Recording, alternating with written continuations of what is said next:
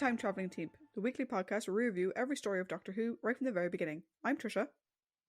And I'm Paddy. In today's Rambling in the TARDIS, we take a look back at the second incarnation of Romana, as portrayed by Lalla Ward. We'll be talking about her strengths and her weaknesses, and listing what we think are her best and worst stories. We'd also love to hear your thoughts on Romana II, so as always, to join the discussion, you can check us out at Time Teamp, that's TIMETEAMP, on Facebook, Twitter, or X, or whatever the hell it's called now, and Instagram, or you can email us at timetravelingteamp@teamproductions.com. Now, the way we normally do this is we go through the characters' strengths and weaknesses, or weaknesses and strengths, because we like to end on a high note, and then we'll discuss the lowest three, and then the top three stories. Yeah. And it's always in the bronze, silver, gold order as well. Yeah. So, and then it goes bronze crap, silver crap, gold crap, which is interesting. Yeah. Anyway, so okay. Do we want to follow our standard formatting, which means I did socials, therefore I go first, or what do you want to do? Yeah. Yes, because I've been curious as to see your thoughts on Romana. Okay, so before we jump in and before I start off on weaknesses, I think I've been thinking about this a lot, like yesterday and today as I was putting together my notes, because full disclosure, I literally had to go back into the last number of podcasts since Romana II came on the show and listen to what I said again, because I was like, I have a memory like a sieve. I found the whole thing incredibly difficult to do. And listening back on it, I will say that if by some weird chance she ever listens to this, Lalla Ward, I'm sorry that we repeatedly compared you to Mary Tam. Like literally in every episode, we're like, this would have been better Romana 1. Imagine what Romana 1 would have done. Which I'm sure is annoying for listeners. And I'm sure it would be quite upsetting to Lalla Ward. So I do apologise for that. However, given the nature of the character, we didn't really have much of a choice with it. Because I'm going to go into my weaknesses now. I have one weakness for Romana across the board. For Romana 2 specifically. I have one weakness for Romana 2 across the board. Which is that she's so fucking inconsistent. I don't actually know what her strengths and weaknesses are. Because what would be, a strength in one story, in the next story, she doesn't have that strength anymore. It's completely fucking disappeared. Or what would be a weakness in one story, again, in the next story, isn't a weakness anymore, and then it comes back again. And, like, the way the character was developed was so fucking flip-floppy. They didn't have a clue what they were doing with her. And part of it was the writing, and we discussed this in several episodes. Like, we were saying that, I need to go back and actually look at the names in order now, sorry, because I'm going to get them wrong. But we were saying that for example, City of Death was filmed before Destiny of the Daleks. And, like, Creatures, like, the order that they were produced was completely out of order. The fact that some of the stories were written for Mary Tam as Romana 1 wasn't good, which means Lalla didn't know what the fuck, like, who the character was. Even when she did sort of get somewhat stable, because I think Lalla got somewhat stable in her characterization after a while, it took a long time for that to happen. So for me, like, her main weakness is just the fact that she's so fucking inconsistent. Because, like, I was listening back through and I was like, oh, is her weakness the fact that she's a bit damsel in distressy? Because that comes up more than once for her. But then she'll have the next episode where she's not damsel in distressy at all. But the next episode after, she is. I'm like, is she or isn't she? Do you know? And it was so hard to pin it down. The only weakness I can say she has definitively is that as a viewer watching her, she's completely fucking inconsistent. It's like, she's either really intelligent, but in the same episode apparently doesn't understand basic concepts, or she's really brave, but also really not, or she's really cold and callous and a little bit hoity-toity and up her own ass, but at the same time has really good rapport with certain characters who would be deemed sort of below her, or like, she's very, again, hoity-toity, up her own arse, but also cares a lot for slaves. And so it's this weird sort of fucking hodgepodge. So Yeah. for me, her weakness for me is just she's fucking inconsistent. Mm. Is the only way to describe it, because I was trying to, again, I listened back through to all the bits I talked about Romana, and I could not find singular weaknesses that I could hang my hat on and go, yeah, that's a weakness. Definitively, end of. No. Even like a weakness that grew and left her. No, because her growth stuttered and started so much that I can't even say she grew out of it, because it's just that they decided not to write it this episode. And then they decided to write it again next episode. If that makes sense. No, it does. It makes an awful lot of sense. How about you? Were you able to come up with any definitive weaknesses? See, the problem is, like, as you say, everything is very, what is it? It's inconsistent. Because looking back on characters that both are inconsistent and characters that we didn't like, or I didn't like, and to beat an old drum, I don't like the character of Stephen. But I don't. But at least Stephen was written consistently, which is why I don't like Stephen. The character that is consistently written is someone that I did not like at all. And then we have characters that are inconsistent in their portrayal, because which affects your ability to grasp the character. For example, Victoria, because some stories Victoria was really interesting, and in some she's barely there, and all she does is scream. And then there was we talked before about inconsistency when it came to Leela, but Leela's true line was that the inconsistency was in her portrayal of how savage, in quotations here now, savage she was, because of the where before, like, she was fearless and she had like understanding. It was always down to her intuition.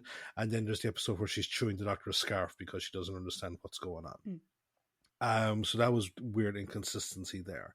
Whereas with Lala, or Romana II, the inconsistency is compounded by the fact of the regeneration, and like that's a point I will always go back to, because it is a voluntary regeneration, and we don't know like what that entails, because we've seen before the core essence of a person stays the same through a regeneration, but personality quirks are different, different likes, different dislikes, so on and so forth.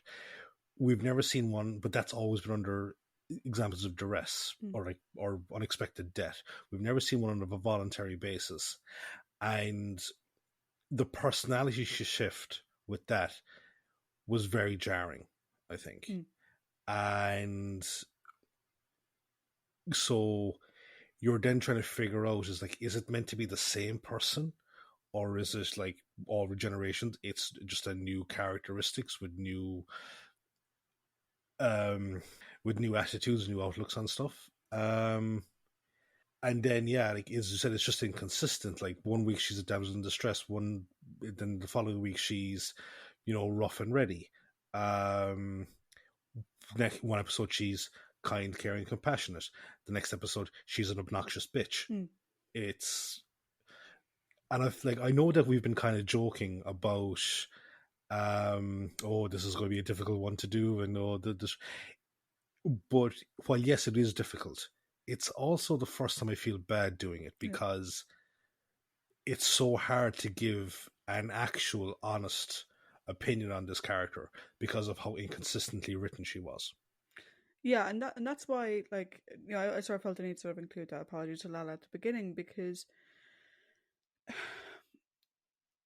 if we compare her to any of the previous companions, really, like any of the ones who had any sort of longevity to them, meaning not including Sarah Kingdom or what's her face? Katarina. They all had progression of a sort. Now, sometimes that progression got backpedaled, looking at you, fucking Joe Grant and fucking the Green Death, which I still fucking hate. Or, in the case of Leela, it was often 2 steps forward, 1 step back, but still, it was 2 steps forward and 1 step back. So they all had that, and so it was easier to identify what was a strength and weakness.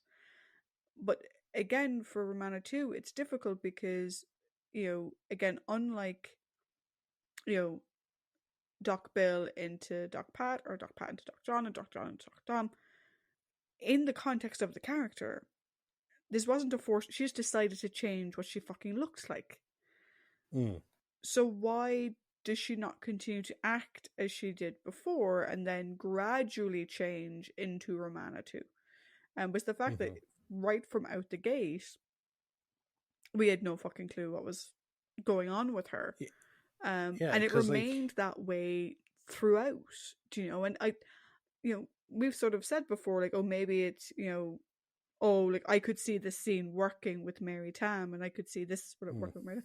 And I don't think it's necessarily Lala's fault. Do you know what I mean? She's a different actor. She's a different size. She's a different presence. And I don't think the writing or directing, and we'll get to when we talk about our worst and best stories, I think, but I don't think they supported her enough in that character. And I don't mean, like, you've read that behind the scenes book that I got you for your birthday or Christmas, whatever it was. Like, does that go into the characterization and like what guidance Lala was given in any way? Not really. It's because there's only X amount of space or X amount of page that he can devote to every story, and not every story has a juicy thing to it. And the problem with Lala Ward is, and it's not the problem with just Lala Ward, it's her time on the show is wrapped around her relationship with Tom Baker. And so anything that is related to production or performance or scripting or however way you want to do it, it does have that massive asterisk beside it of relationship between, leading stars. And I want to say one thing that is not to completely mitigate our every episode talking about it, but we have said before that we've seen certain stories working better with a previous Doctor. Yeah. I would have seen John do a better version of this, or I would have seen Bill do a better version of this, or whatever the case is. It's just, and like, even like to bring up Mary Tam here again, the decision to voluntarily change, that's not something that we would have seen Romana 1. That's an action like that we've never would have guessed that character would make in 100 years. Because at the end of her run, Romana 2 is so against going back to the Citadel. And no, that's fine. At the stage where the regeneration happens, my read of the character is Romana 1 wouldn't have been at such a rebellious stage in her development yet. Yeah, I think she would have gone back, but she may have gone back just to leave again. Do you know? Yeah. What I'm saying is like Romana 1, like if it had stayed as Romana 1 throughout the entire run, yes, though I can see her not wanting to go back because of her eyes open. At the end of the key to time, the decision to I'm just going to change into I'm going to voluntarily regenerate. Yeah, that was never part of the character. That doesn't connect to her character at all. Yeah, no, I agree. Yeah, that's what I'm saying with that one. So you're kind of left then with a character that is is kind of thrust upon you first of all, and you're trying to wrap your head around it. And the story that they're in, we weren't a huge fan of, so that kind of set things up for failure in that regards. And then you're waiting for the next story. But then, as we've talked about, the order in which stuff is written and then produced, because I think it was, what was it?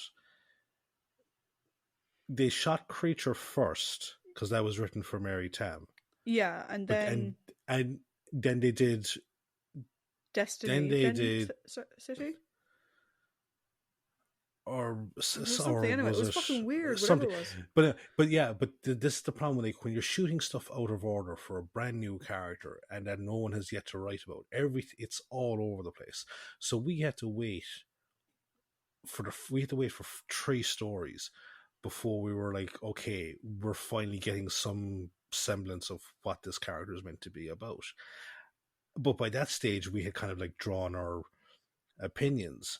And I think what we saw then with the stories that were coming on didn't really shake the opinions overly much, you know? Yeah, and like I said, I mean, to your point, I think it's a bit unfair on Lala looking back that, like, I don't think she got the support she needed for her character.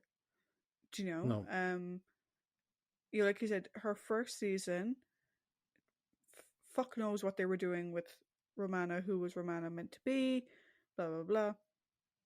And you have her budding relationship with Tom. Then they break for the summer. They fucking break up.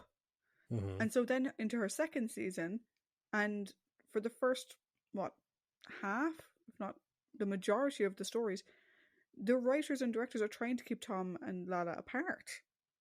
Mm-hmm. So they're not giving her good material to work with and not giving her good bounce offs of Tom, which, in fairness, in her first season is probably, I mean, we're going to get into strengths in a second, but like, I think that probably was one of her strengths in her first season, is she did have a great chemistry with Tom, and they did bounce back and forth off each other quite well. Yeah, no, they did. I don't necessarily I didn't like all the scenes at the time, but like the chemistry was there. Do you know what I mean? Whereas in her second season, they're trying to fucking keep them apart. So they have entire episodes where they never even talk to each other. Yeah. So yeah, I feel kind of bad about it, but like it is what it is. So I mean, so my weakness is inconsistent. Yours is like I don't know. I have instances of bad character traits, but and I can go down through them here just for the sake of I suppose you could say transparency.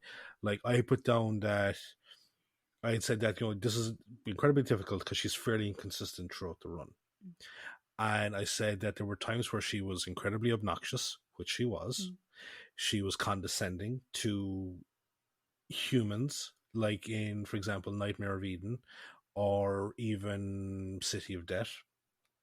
And there was also times where she was borderline as narcissistic as the Doctor is, And then those were like personality traits, because she did have 1 or 2 instances of being damsel in distressy, but that was fairly shut down kind of fairly fast. And it just became the personality of the character was her weakness, because no one knew how to write her personality. Yeah.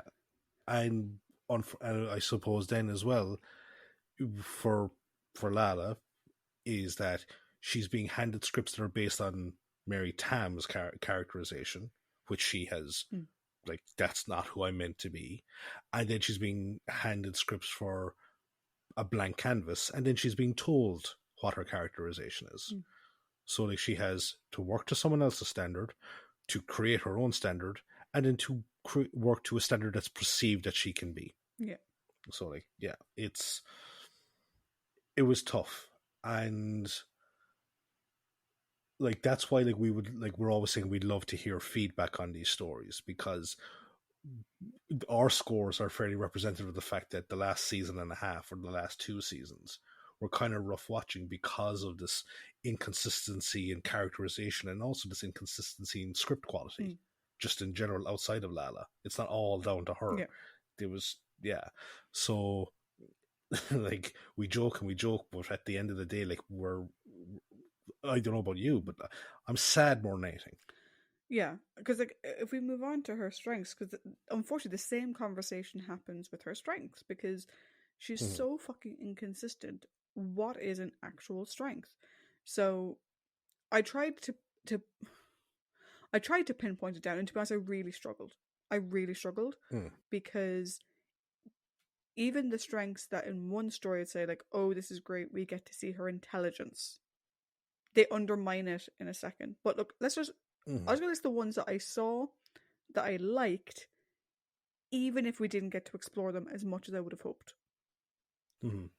One is her dynamic with the Doctor. I think the way she talks with him, the way she engages with him, I think 60% of the time, maybe 70% of the time, is really good. There's a good Mm-hmm. back and forth there. She holds her own while still learning. You know, she holds her own with him, like about 60 70% of the time. The second one, and is the one that irks me the most, is her intelligence. Mm-hmm. Because we do see moments where this Romana is very intelligent. We see her repairing K9, we see her working on the TARDIS, we see her coming up with machines, we see her doing her own experiments in Meglos, not Meglos, the Leisure Hive. Um, Mm-hmm. so we see these moments of her intelligence, which is great. And like intelligent Romana is one of the things I love about Romana. You know, as an overall arching character, her intelligence is one of the things I love.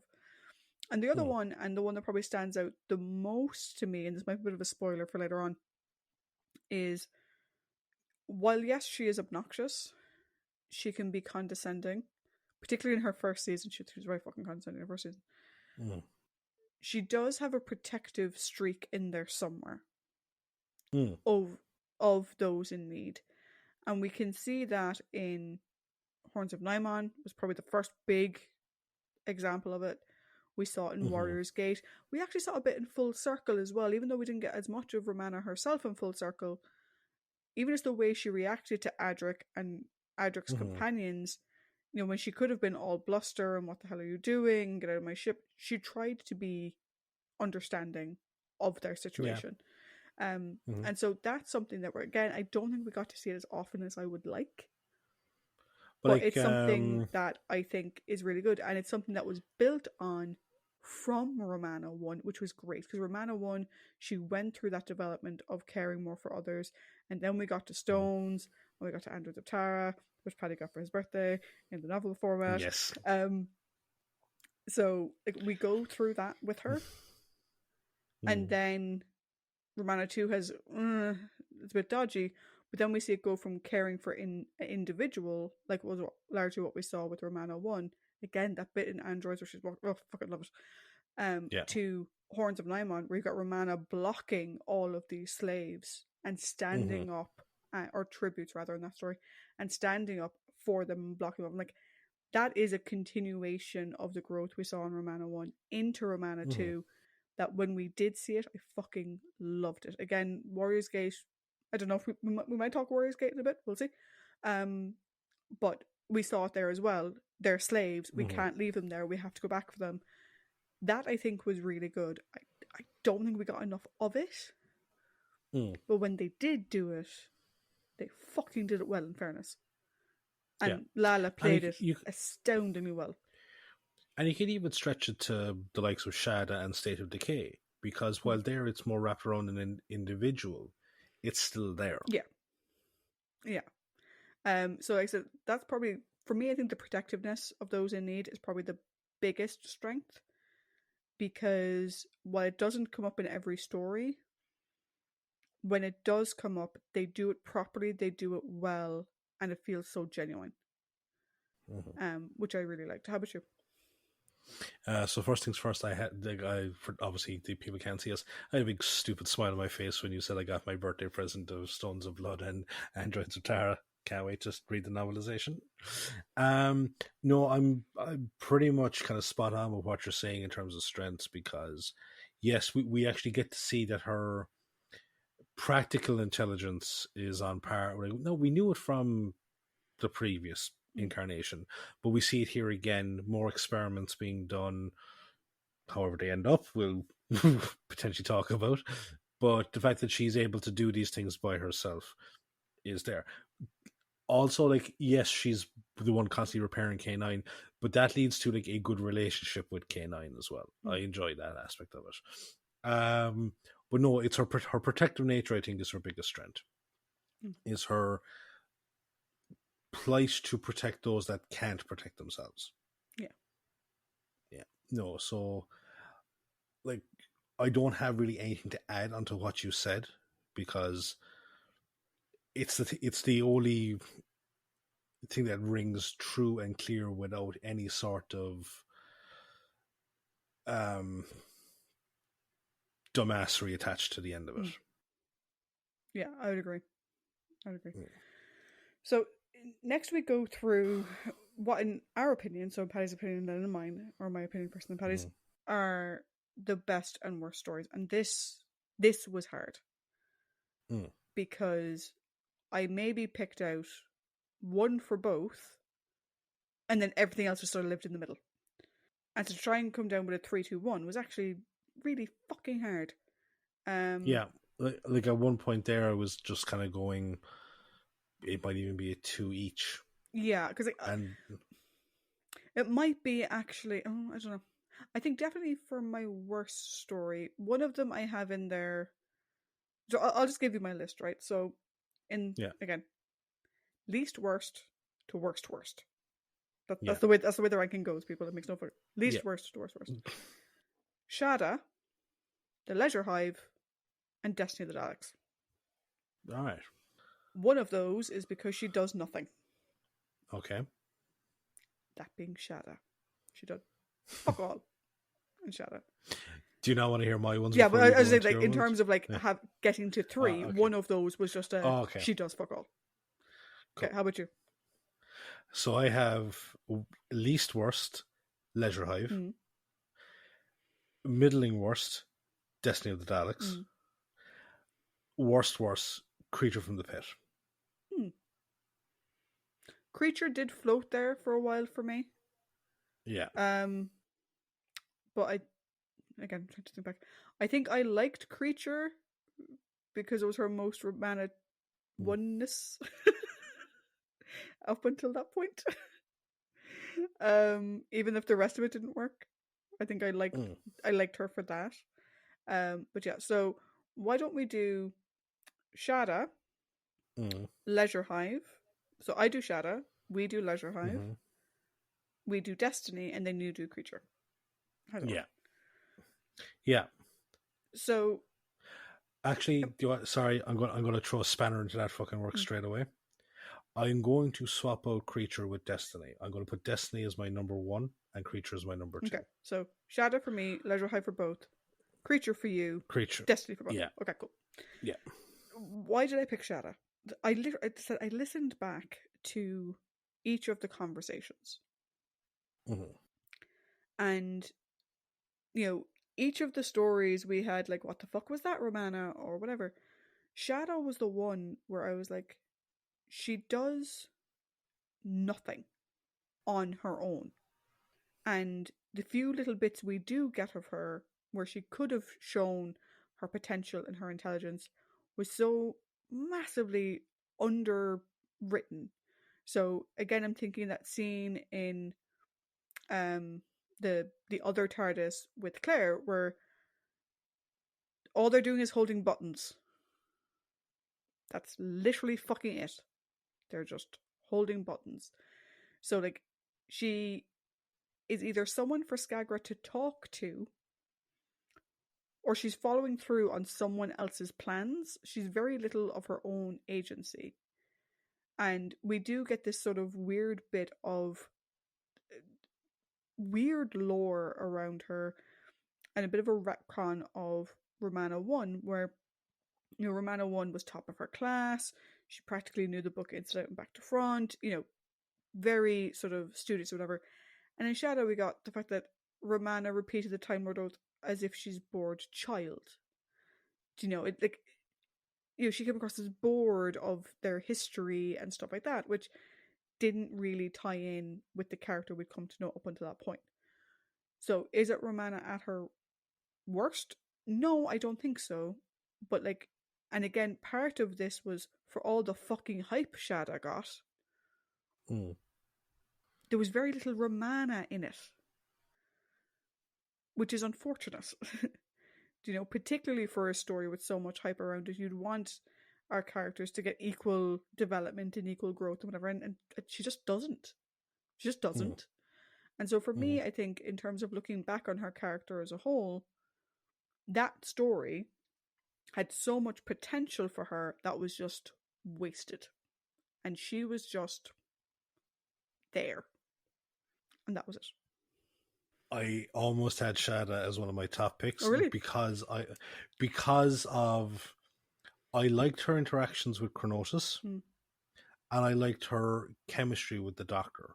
And I remember at the time saying, I can see why people were latching on to this Romana, because again, just the back and forth between the two of them just seemed so natural. And it was like, I agree, she doesn't really do anything, but it's like an inoffensive doing nothing, as opposed to like you're doing absolutely fucking nothing. You're like, whatever you're doing is not adding anything to the fucking plotline. But yeah, no, it got long listed. It's now just like in the middle. Yeah. So then we have the Leisure Hive, as we said. So why did I put the Leisure Hive in second? There was one reason that was always going to be in a screw you bitch kind of thing. She blew up K9. No. I think like the thing with the Leisure Hive is she is so, how about it? She's so whiny at the fucking beginning, which is irritating as hell. Unfortunately, from a continuity perspective, they added in this weird shit about like her being freaked out about bypassing the randomizer is suddenly a problem, even though it was never a fucking problem before. I mean, he brought you to Brighton, a very specific place. He didn't fucking care. And the thing though that sort of really gets me is that, like, again, we had an option or moments of seeing her, like, she was sciencing it up with Harden, which was great. But, like, she doesn't see her experiment through to the end, and it goes horribly wrong. And, like, it just felt so half-assed. So, like, she starts off super fucking whiny. She just screams her head off when the Doctor goes into the machine in the first place. So the only agency she really takes is doing the science experiment. But even then, she's not a good scientist. No. Which for a Time Lord, fucking red flag over in the corner, do you know? Which maybe I'm being a bit harsh on it, but like, if you're going to have a story that shows her intelligence, then show her intelligence. Do you know? And if you're going to have a scene where, like, it was just the silliness of it, I think. The Doctor going into the machine and her being like, get him out, get him out. Like, fucking do something. Go up and work the console. Don't just stand there screaming. Do you know? So yeah, it's like, for me, like I said, it seems like a weird one to have in the second worst spot in some ways. But like, I was trying to pick out like what was the redeeming quality in it. I'm like, she did some science stuff with Harden, but she didn't do it properly, and it turned out badly. So, how about you? Why did you have it on your list, and why did you move it into the number 2 spot? She's the reason I had it in my number 3 spot is because she has 2 personality types in this entire story. One, a toddler throwing a tantrum. 2, a giant fucking nag. Yeah. Like, the whole thing about going to Brighton, it's like, okay, fair enough. Look, you've been with the Doctor now however long, you should know, never get your hopes up. Like, as to what the destination is. And then you blame the Doctor for not upgrading his saltwater shields or whatever. And as I said, like, just don't throw the ball in the direction of the fucking water. Like, don't. It's just like it's not that hard. It really isn't. And then throughout the entire story, for like once they land on the place, like after the Doctor becomes old, we talked about at the time like that it's yeah, okay, she's kind of protecting the Doctor because his age is catching up with him. But she just nags him and nags everyone around him, and yeah, like the issues surrounding, like, she's a bad scientist, absolutely. She doesn't use the intelligence that she purportedly has, absolutely. But again, it's just this. You nearly want to do like a Picard on it and just go, "Shut up, Romana." Yeah, pretty much. So then you just did a switcheroo a second ago. So Switcheroo. I saw creature, and again, it comes down to the personality type, and this is the one of those ones where I felt like that Romana was really obnoxious and condescending. Like the side plot of the metal bandits, and just there's like this arrogance of superiority that just emanates from her. And like I remember at the time saying like that if this had been the previous incarnation, this had been Mary Tam, she wouldn't be demeaning to them. She'd try and trick them. Yeah. And like Romana does try it by kind of saying like, oh, I'm the handmaiden. And it's like, they're not gonna fucking fall for it. Like, do something else that puts them into a false sense of security. Don't, like, imagine if you were there like with a fucking thing, like a swarm of bees, like, or a beehive, and it's like, okay, how do we get away with this? Like, I need to find a way to figure her out. This is her essentially just fucking kicking the hive. Yeah. And then we talked about her interactions with the eponymous creature, whose name I cannot remember at the moment. And that, yes, we said that particular character wasn't a saint, but Romana seemed unnecessarily harsh to them, in my opinion, still. Yeah. No, I get you. And now that we think about it, I probably would replace Shadow with it now that you've said that out loud. Like, I don't think I was as critical of her in that story as you were. Not of the way she was with the creature. Like, I was as critical of that as you were. But I get where you're coming from. Yeah, I think we like it was odd that we were both like when Lady Adestra like just essentially bitch slapped her. We were like, ooh, that was kind of awesome.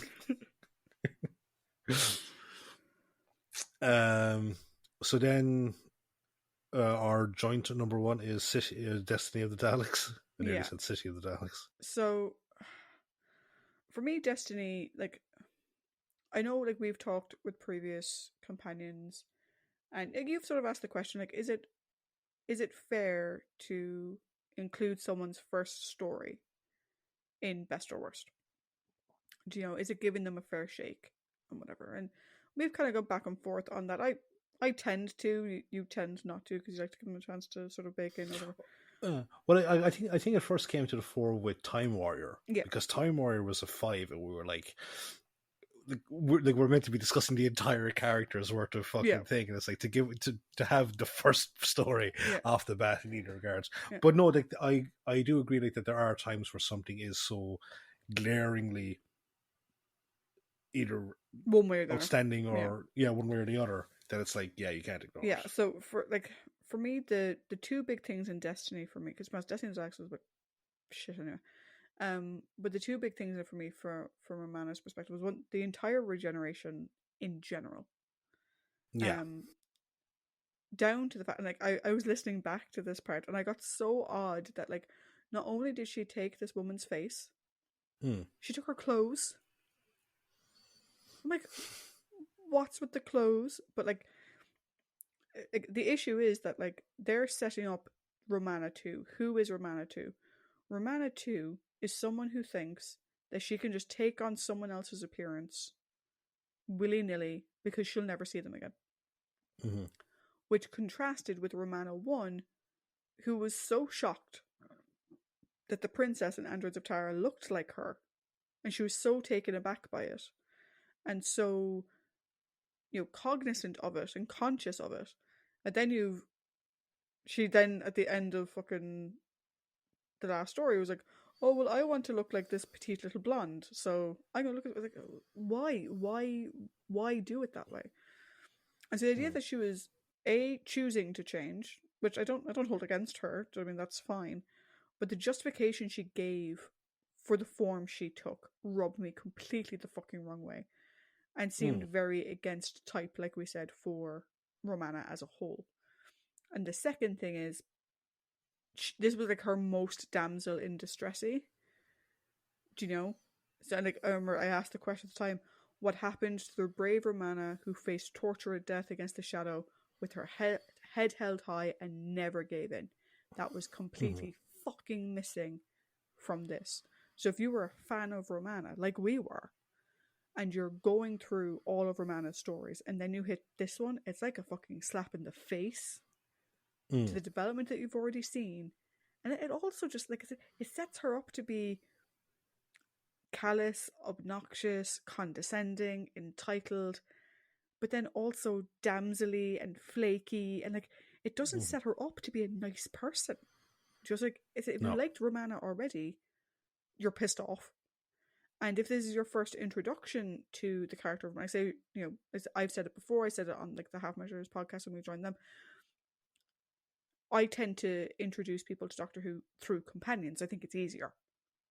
Yeah. Particularly with Classic Who. With New Who, it's a little bit different, but with Classic Who, I tend to say, like, go with a companion because there's an easier entry point. If you decided, like, oh, I've heard really good things about Lala Ward, Shadow was released, and that's now part of that, Blu-ray collection, I'm going to use that as my jumping in point. And if this is the first interaction you see, I don't see you sticking around to watch more of her. So for me, like, that's why, like, it's off-putting as a viewer. It makes you not like the character from her first story. That's fucking painful. At least with Stephen, his first appearance in The Chase, he was fine. And then in his first proper story, why has the name left my brain? Time Meddler. Time Meddler. Yeah, he had a couple of annoying things. He was overall fine, I think. I don't think we had any major issue with him in that one. No. So he was fine. And so then you move on, you develop the character. So, like, again, I just fucking feel for Lala Ward. This is what she was given for her first story to air. It's just off-putting. But what about you? Like, what were your thoughts on it? So I think the biggest kind of crime is the choosing to look like the princess, because we talked before about the whole thing of I think we talked, you mentioned, like, the whole sovereignty of body, like identity theft type thing, and that's an issue of itself. But she's a head of state, and if Romana goes off and does something along the same linear timeline as where that princess is, and you have Romana do something that affects another culture or impacts a potential alliance or anything like that, and then you have, it's going to bother the shit out of me now. I need to look up the fucking name of the princess. I think it begins with A. Yeah, 1 second, because see, when you forget things, I know we have a problem, because so we had a discussion with friends of ours from work this week, and they found it hilarious that Paddy is my second brain.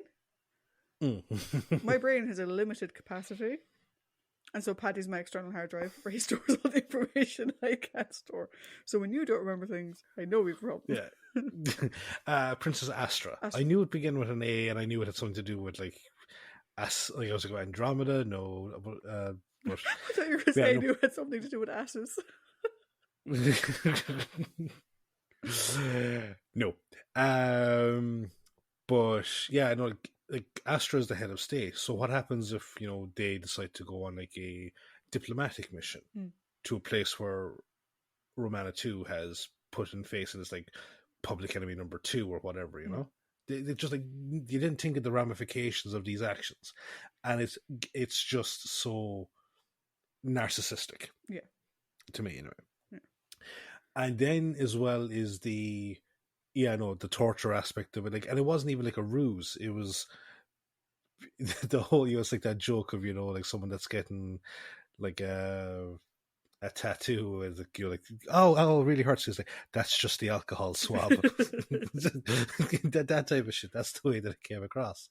And then we talked as well about the whole she escaped, got out, then recovered the grave, knowing that the Daleks don't come above the ground.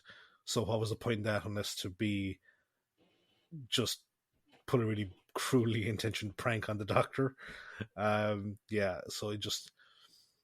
it wasn't a good showing. No. And I remember at the time, and again, because I was like us kind of being like, let's give her some time. Let's give her some time and make it better. But yeah, no, that was painful. I said, I think it, again, so banging this drum till the cows come home. I don't think it did Lala any favors. And I think it was a confusing mess in terms of characterization. But it.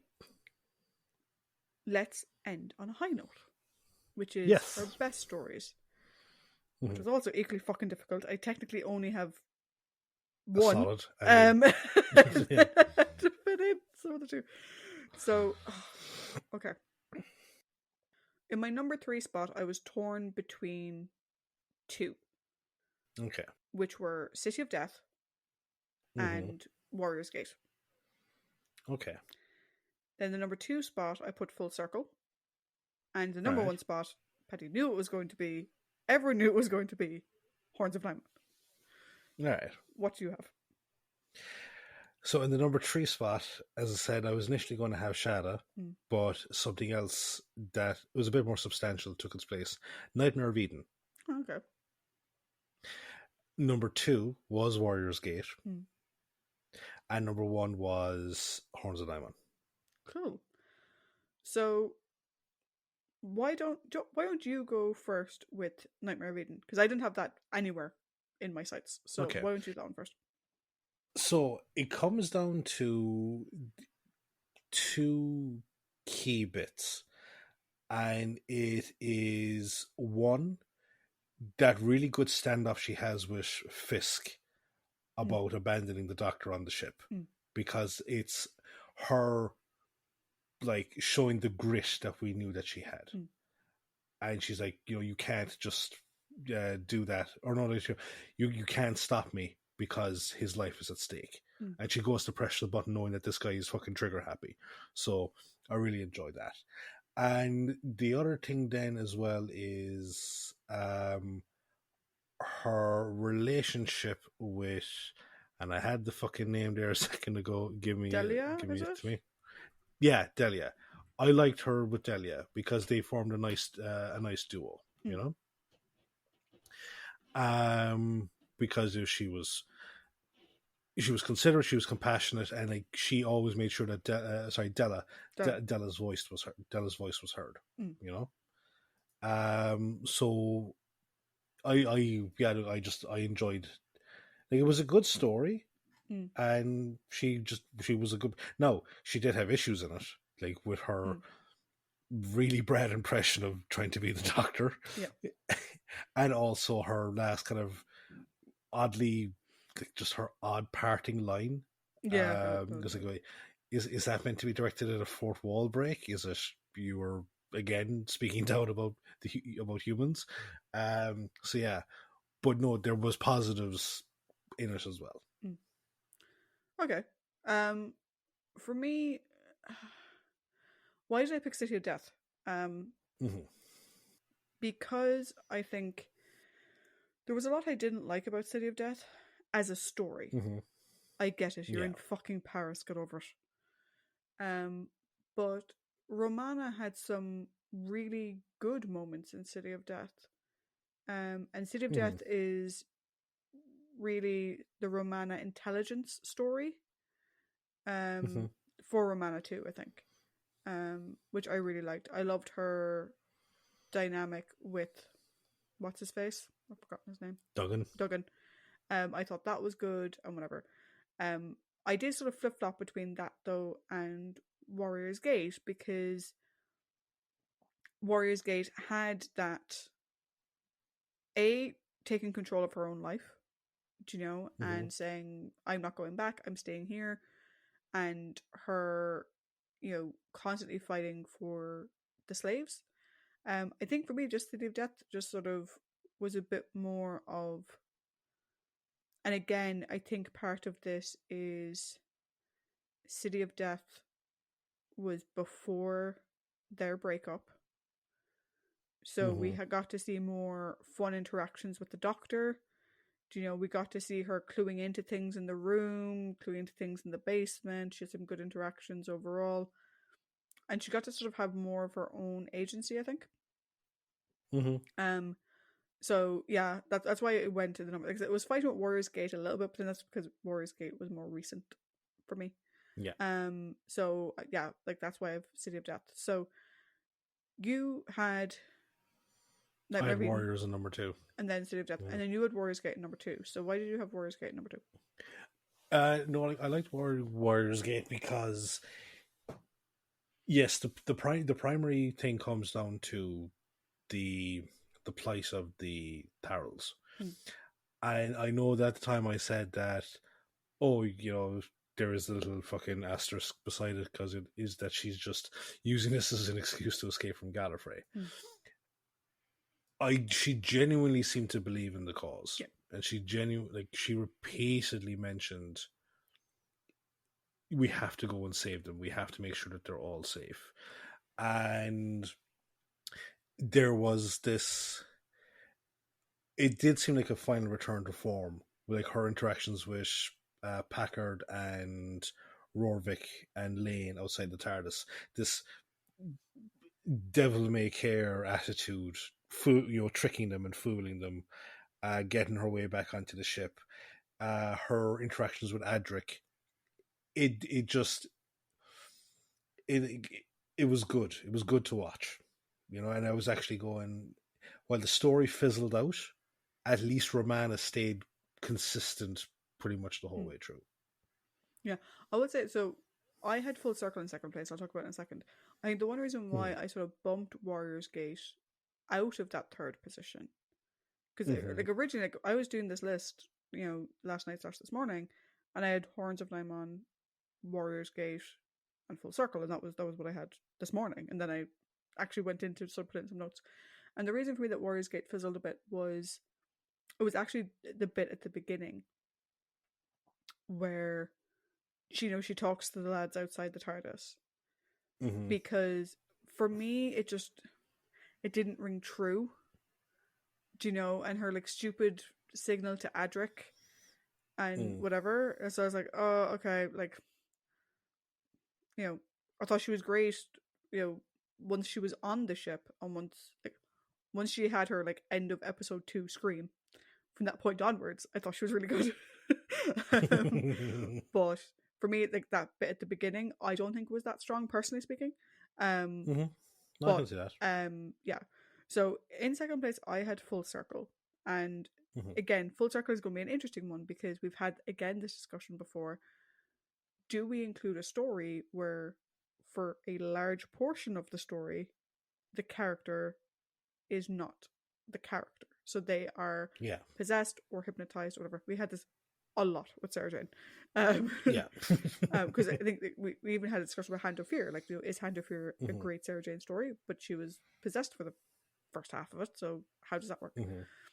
I think for me, just as like watching Romana again, like possessed Romana in like that scene where the scientist is cutting open the Marsh child and like Romana screaming. That is amazing. Like that's like it's right up there with like Harry going after Sarah Jane in the barn in Turn of the Sirens. But for me, the reason why I like it so much is the beginning and the end. We get to see so much more of who Romana is in herself. Her sheer, like, how devastated she is at the idea that she has to go back. Do you know? To the point where, like, you know, the doctor's a little bit blasé about it, and she's just devastated. She doesn't want that life anymore. And I think it's the first real clear indication we got from Romana, bar like at the beginning of the Key to Time, where she's like, "Oh, like I want to go back into the door." But it's the first real indication we got from Romana of what Romana wants and what's important to her about herself. So that I really, really connected with. I thought was really good, and I liked that we got to see that. Particularly when we had struggled so much the previous season in who is Romana, and like we'd gone through the first two stories of this season with Leisure Hive, which was kind of shit, and then Meglos, which she was barely in it, you know? So I thought that was really good. And also, while I think she had an interesting dynamic with Adric in Warrior's Gate, I think she had the best dynamic with Adric in Full Circle. It made me very interested to see their relationship. She sort of was taking care of him in a way. There was a little bit of banter back and forth. Whereas in the one that goes unnamed, that comes in between these, obviously that was weird because of the way they wrote Adric. But then in Warrior's Gate, I think she was a bit pissed off at him at the start. You know? Yeah. So it doesn't really ring true as much. But so I think she had a really good dynamic with Adric. I liked the way she was with Adric's people.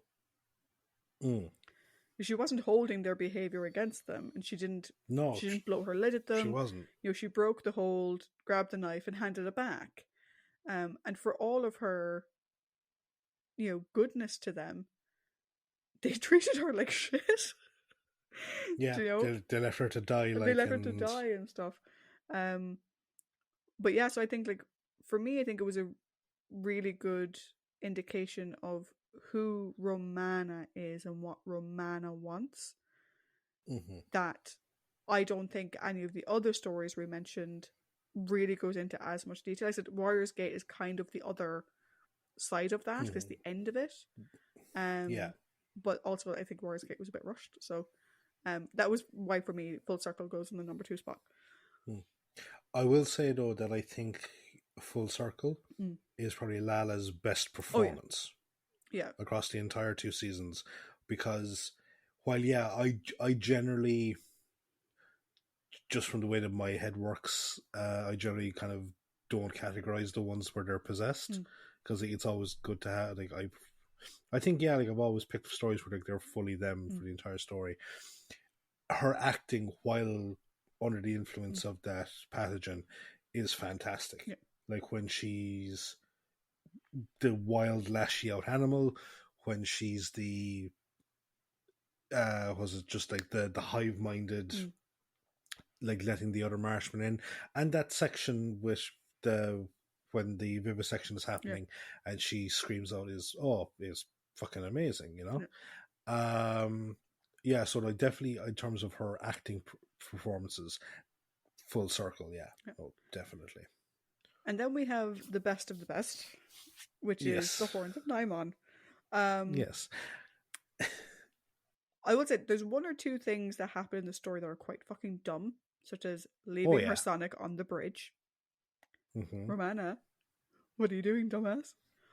But I think there is so much in this story to love.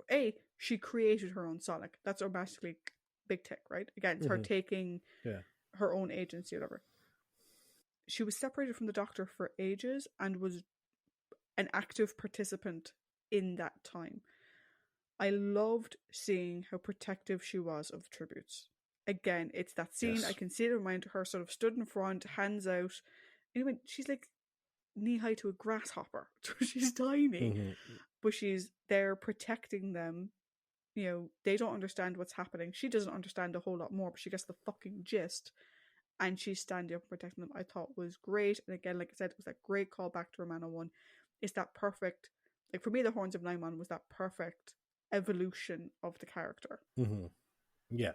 Into, like, we were watching Horns of Naiman, and I was like, if this is the Romana we're going to get for the rest of them, I'm fucking here for it. This is fucking great.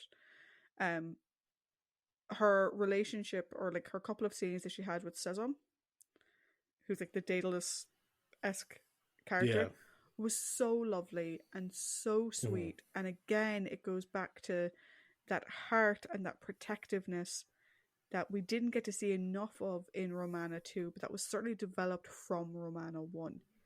And so it was nice to see that go in. And then for me, what is really the like pièce de résistance, the way she went off on one at Saldeed, and she just lost the plot entirely and like just read him to shit. I thought it was brilliant. It was brilliantly acted by Lala. Like I said, I think in terms of stretching herself, I think Full Circle is probably the better performance from that perspective. Oh, yeah.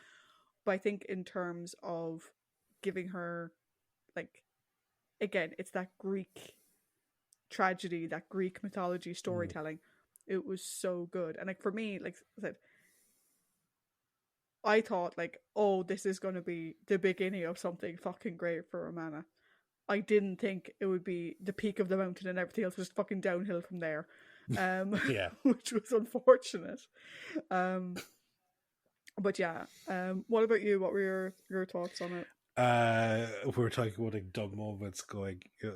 It was like, I can answer all these questions, but first, where's the doctor? Who's the doctor? Never mind that. What's he doing? Just, like fucking pick a point and stick with it. But no, again, I agree. The story is her best story for many reasons. The way she refuses to fucking be intimidated by the co-pilot, despite the fact that he's like, you often kind of like make the point sometimes of like the size of a person that's on one side of the argument, and like this guy, he's like about fucking a foot taller than her, he's like easily 100 pounds in her, and she's not having any of it. Like, go back for the doctor. She refuses to fucking kowtow. She acts like, again, the mother hen to the tributes, while at the same time, like, not fully busting the balls of the Theseus character. Like, yeah, okay, look, fuck it, I'm not going to shatter their illusion because they need it, otherwise they're all going to fucking go insane. But I like that. The bits with Sezam were wonderful, absolutely wonderful, and again, that added so much to the story. Now, I know that we didn't rank it hugely high. Like, I gave it a 3. I think you might have given it a 3.5. Because I gave it a 4. a lot of... Oh, you gave it a 4. It was playing on Greek mythology. I gave it a 4. Yeah. And like, there was like some stuff in the framework that just didn't quite sit right. But the interaction, like her, as you said, going off it against Saldeed, and she was fairly like actiony in this one, Yeah, says does adds a distraction for her so she can get back into the time capsule, but she's not dousing the stress. She's not screaming or anything like that. She goes back for him, like, to try and help him, from what I recall. And this was definitely one of those stories which was that, okay, the doctor's doing this, but what's Romana doing? Yeah. I want to get to the side plot. Yeah. I think in this one, we both kind of agree that Romana was the more interesting character in this, rather than the doctor. It really was Romana's story for the most part. Yeah, because like the doctor was, because I remember there, because the TARDIS was out of action and he got stuck, and then they couldn't catch up, and like he took only ages like, to fucking catch up with them, and and he's only really involved with Saldeed, and again, we would have preferred if he had been going up against the Naimon themselves in the. So yeah, like it was really like her story to be interested in, because yeah, like isn't there like one? Yeah, he's just by himself for one story for one episode, and it's just like it's not great. Yeah, like because he gets stuck over in the TARDIS, Yeah, and the co-pilot drives off, but the TARDIS is stuck, and so this is an episode of him just trying to fucking fix it. Yeah, so no, like this was like when the fucking pressure was on Romana for this story, she succeeded. Yeah, you know, and Horns and Naimon is a story that like I gave it a 3, but I'd still rewatch it any day, you know, because outside of the Greek mythology aspect of it, it is a good story. Yeah. So that brings us to the end of Romana II. Paddy, you did share with me, you sent me a message on it, that you found from K9's wiki page. Yes. That Romana did eventually return to her own universe, and she brought K9 Mark II with her, having presumably repaired it, and she eventually became Lady President of Gallifrey. And she's often sort of teamed up with Leela, who was also at Gallifrey at that time. So I do know that Big Finish has done a number of stories in that time frame and in that framework. So if you're interested in Romana, I would recommend going and listening to those. I'm sure those would be quite interesting. For me, I think Romana has been a roller coaster of a watch. But the one thing that I'm glad of is that we can say we have a definitive best story, would watch again for Romana. That like if someone's like, oh, I'm thinking of watching, should I skip, like, oh, like your opinion of Romana 2 seemed a bit up and down, or should I skip her? No. At the very fucking least, watch Horns of Naimon, because it's fucking brilliant. So good. And now we're going to be on to our future stage where we've got no Romana, no K9 either. He's gone off with her. And so the next time we chat, which is going to be for the Keeper of Traken, we'll be starting out with just the Doctor and Adric, and we'll have to see what comes of that. I've literally not looked at anything else. I don't know if that's when this other person comes in. I think it is, but I don't know. Don't tell me. I want to be surprised. But yeah, so we're going to have a couple of weeks though before that happens. Yes. Everybody's like, yes, it's going to be well. But yeah, so hopefully you enjoyed our rambling of Romana. Get a couple of weeks off before we continue on, and then we're into the home stretch with Tom before we reach the end of the line. But to Paddy's point earlier, what were your feelings on Romana? I really want to know, because Romana as a character, like both 1 and 2, has been so weird for me. And so I'm really curious what other people think of the character, particularly of Romana 2, but Romana 1 as well, and Romana as a whole, both 1 and 2. And like I said, you can reach us on Facebook, Twitter, X, Instagram, Threads as well. Email, carrier pigeon, smoke signals, whatever you want. It works. Heliograph. Yeah. Until next time, though. Bye. Bye.